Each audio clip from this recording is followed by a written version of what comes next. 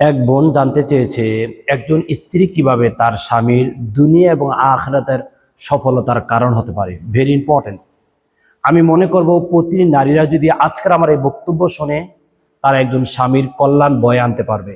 আল্লাহ সুবহানাহু ওয়া তাআলা তার স্বামীকে দুনিয়া এবং আখিরাত আল্লাহ তাআলা তাকে আলোকিত করবেন।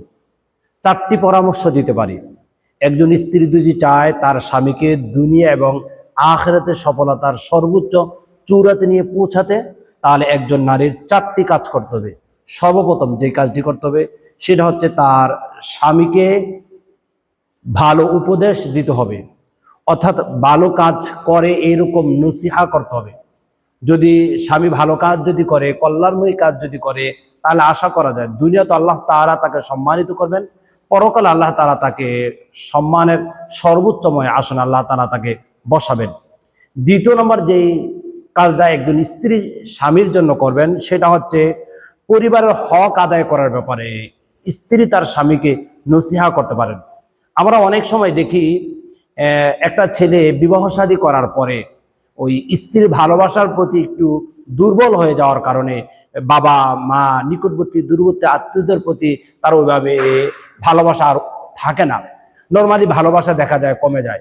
যদি একজন স্ত্রী যদি ধার্মিক যদি হয়, দিনদার যদি হয়, সে যদি চিন্তা করে আমার স্বামীকে পরকালমুখী জিন্দিগিতে সফল করতে আমি চাই এবং ইহকালীন জিন্দিগিতে তাকে সম্মানের চেয়ারে বসাতে চাই, তাহলে স্ত্রীর দায়িত্ব হবে স্বামীর পরিবারের সকল বিষয় তার তদারকি করা। তার স্বামীর বাবার ব্যাপারে, স্বামীর মায়ের ব্যাপারে, ভাই বোনদের ব্যাপারে, অন্যান্য আত্মীয় স্বজনদের সাথে তার ব্যবহারগুলো কেমন হচ্ছে সে বিষয়ে সে যদি একটু তদারকি রাখে, তাহলে সে দুনিয়াতেও সম্মানিত হবে, পরকালও সে সম্মানিত হবে।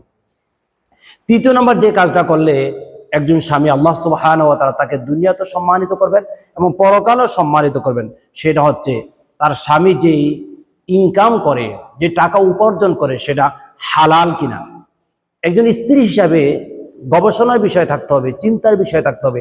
আমার স্বামী যে লক্ষ লক্ষ টাকা প্রতি মাসে, অনেক স্বামী আছে প্রতিদিন হাজার হাজার টাকা বাড়িতে নিয়ে আসে, সে তার ইনকামটা কি, উপার্জনটা কি হালাল কিনা, সেটা যদি বিবেচনা করে, যদি সে যদি সংসারটা গোছাতে যদি পারে, আমি তো মনে করি তাহলে ওই স্ত্রী তার স্বামীকে সবচাইতে শ্রেষ্ঠময় স্বামী বানাতে পারবেন।